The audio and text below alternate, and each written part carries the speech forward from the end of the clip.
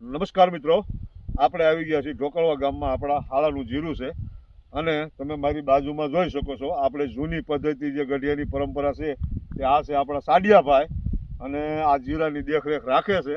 આ દરેક ખેડૂતો આવું અપનાવતા હોય છે પાકની અંદર. તો જીરું અને 4 નંબરની વેરાયટી સારું એવું જીરું છે. 60-65 દિવસનું જીરું થઈ ગયું છે.